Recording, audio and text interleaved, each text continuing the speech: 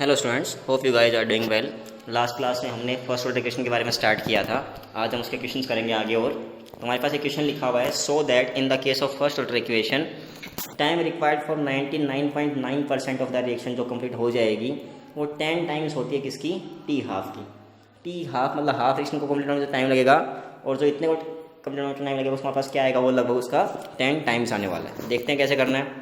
आपको सिर्फ एक फॉर्मूला ये पता है, यहाँ पे पहले मैं निकाल लेता हूँ 99.9%। तो हमारे पास ये कि लोग ए मैंने कितना मान लिया 100, ए 100 है, एक्स कितना खत्म हो गया 99.9। तो हमारे पास ये कितना आ गया 100 डिवाइड बाई 0.1, ऊपर जाए कितना हो जाएगा 1000, 10 की पावर 3 पावर आगे आ जाएंगे। हमारे पास ये कितना आ गया, ये हमारे पास आ गया 6.90 डिवाइड बाई के।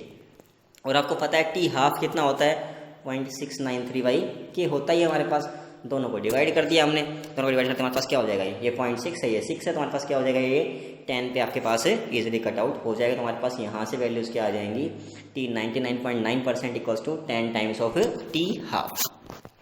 अगला क्वेश्चन आपके पास दिया हुआ है, if the rate constant for first order reaction is K then the time required for the completion to 99%। वहाँ 99.9 था, यहाँ किसके लिए निकालना है आपको 99 के लिए।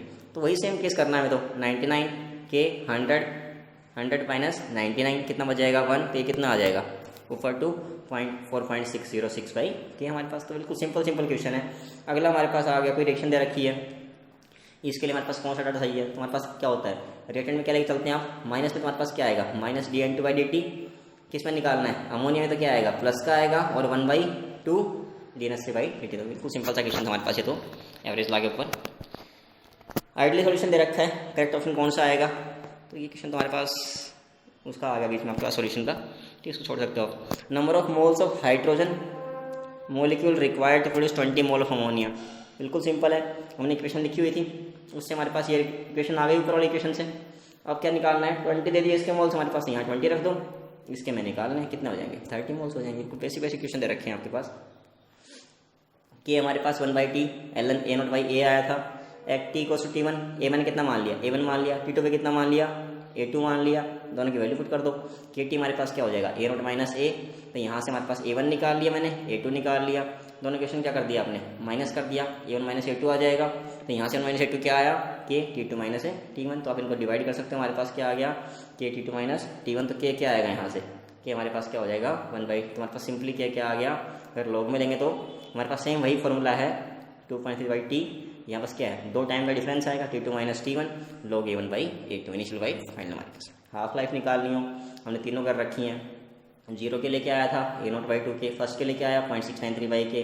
तो यहाँ से एक बात समझ में आ रही है कि यहाँ ये किस पे डिपेंड कर रहा है, A0 की पावर 1 पे। यहाँ क्या है A0 की पावर 0, तो हमारे पास क्या है यहाँ 1 आया, यहाँ 0, अगले में कितना आएगा -1। तो हमारे पास क्या हो गया, ऐसे हम क्या कर सकते हैं, इसमें क्या आएगा सेकंड हमारे पास क्या आएगा T0 क्या आएगा A0 की पावर -1 क्या आएगा। तो हमारे पास यहाँ से जो जनरल फॉर्मूला निकल के आएगा वो कुछ ऐसा हो जाएगा, टी हाफ हमें किसी भी ऑर्डर का निकालना हो वो क्या आएगा A0 की पावर 1 माइनस n के इक्वल प्रोपोर्शनल आएगा। n की वैल्यू पुट करते जाओ, हमारे आंसर इसमें आते चले जाएंगे।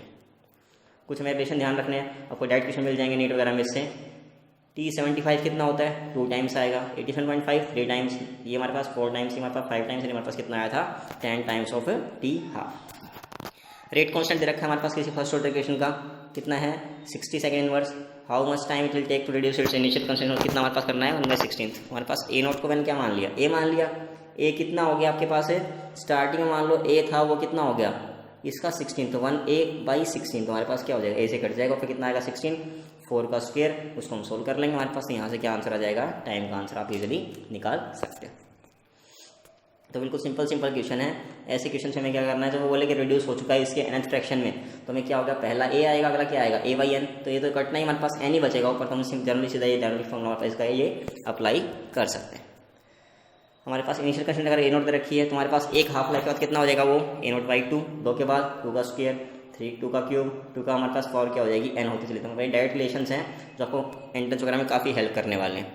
Half life period of first order reaction का कितना 60 मिनट है। What percentage will left out to 40 minutes, बिल्कुल आसान है, हाफ लाइफ निकाल लो। 240/60 कितनी हमारे पास हाफ लाइफ है 4, हमारे पास क्या करेंगे A0/2 की पावर 4, तो ×16 हमारे पास कितना आ गया 6.25%। बहुत सिंपल क्वेश्चन है। एवरेज लाइफ कैसे निकालते हैं हमारे पास, तो वो हमारे पास क्या आती है 1/k आएगी। इसको हमें कैसे निकालना है, वो हमारे पास बिल्कुल सिंपल है। क्या हो जाएगा आपके पास है, in case of radioactive substances whole of the substance हमारे पास क्या होगा, कभी वो पूरा डिसइंटीग्रेट नहीं होता है। तो हम क्या निकालते हैं वहाँ पे, एवरेज लाइफ निकालते हैं। एवरेज लाइफ कैसे निकालते हैं, रेसिप्रोकल होता है हमारे पास किसका, डिसइंटीग्रेशन कांस्टेंट, मतलब क्या आएगा 1/k, और k क्या आया था 0.693/t12। ये 1 कुछ नहीं हमारे पास यहाँ पे क्या आएगा, सिंपली 0.693/t12 हमारे पास 1 बाई यह कितना हो गया 1.44 इंटू t12 हमारे पास क्या आ जाएगा, एवरेज लाइफ।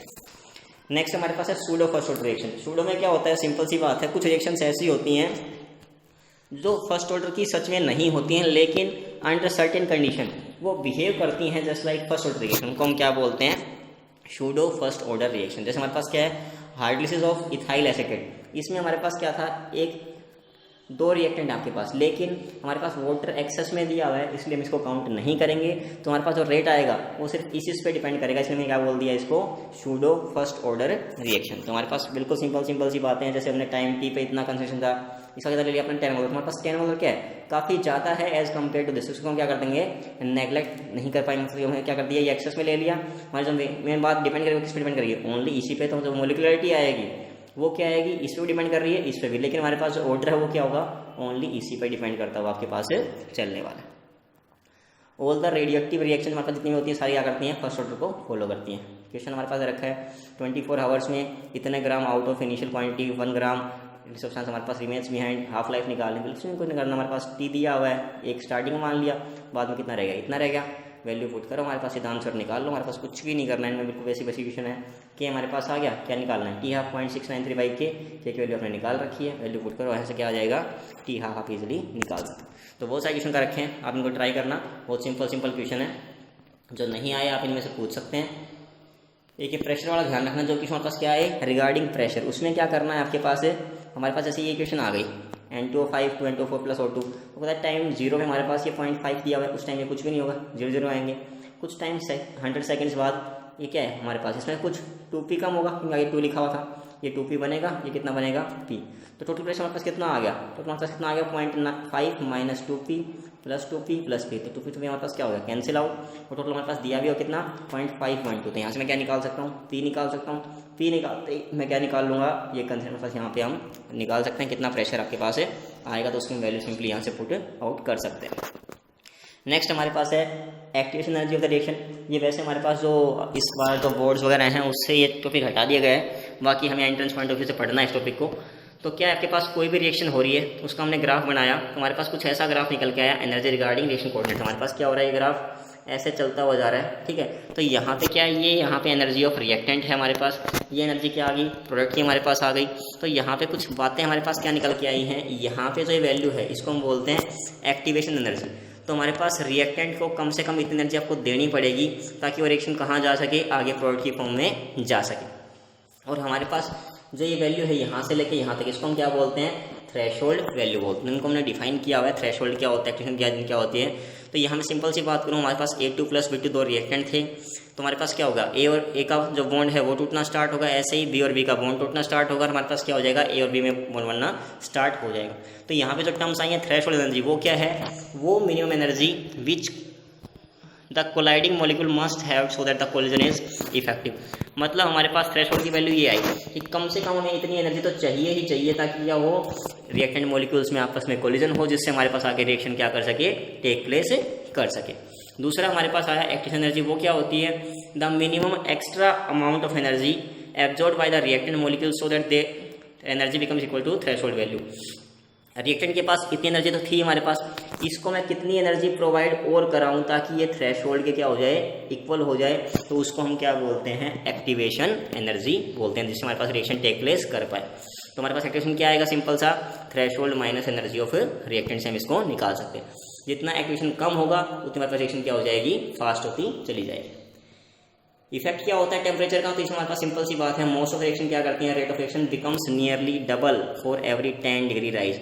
जैसे हमारे पास क्या होगा, टेम्परेचर हमारे पास 10 डिग्री बढ़ेगा, रेट हमारे पास लगभग क्या हो जाता है, डबल होता चला जाता है। तो हमारे पास इसको हम क्या बोलते हैं, टेम्परेचर कोफिशिएंट बोलते हैं, इसको हम एन से लिख के दिखाते हैं, rate at 10T + 10 degree Celsius divide by rate at T degree Celsius. हमारे पास ग्राफ भी दिखा रखे हैं, ये मान लो ग्राफ हमने बनाया 298 पे, इवन कितने बनाया 308 पे, तो ग्राफ तो वैसा ही आएगा, हमारे पास क्या है, यहाँ पे ये आया था ABCD, और यहाँ ये आ रहा है हमारे पास, तो क्या हो गया लगभग इसका क्या आ रहा है, ये डबल एरिया हमारे पास, area of ABC F equals to क्या है, एरिया ABCD का हमारे पास क्या है लगभग डबल। तो increase in the rate of reaction, increase in temperature is not due to the increase in total number of collisions but due to increase in total number of, main बात हमारे पास यहाँ है क्या है, जो आपके पास इफेक्टिव कोलिजन है वो हमारे पास बढ़ रहे हैं, नंबर ऑफ कोलिजन एक्स्ट्रा हमारे पास वैसे नहीं बढ़ रहे, नंबर नहीं बढ़ रहा है उनका, लेकिन क्या है जो इफेक्टिवली जो हमारे पास काम हो रहा है वो हमारे पास बढ़ रहा है। इसलिए जो पीक है हमारे पास वो कहाँ शिफ्ट हो रही है, फॉरवर्ड भी गई है, और आपके पास देखो पीक हमारे पास क्या गई है, पहले यहाँ पीक आई थी अब यहाँ आई है, मतलब उससे कुछ आगे गई है, पहले इस हाइट पे थी हमारे पास, हाइट कुछ कम, तो क्या है फॉरवर्ड एंड डाउनवर्ड हमारे पास क्या है इसमें पीक निकल के आई है। तो यहाँ तक करेंगे, take care, stay blessed, stay at home, bye.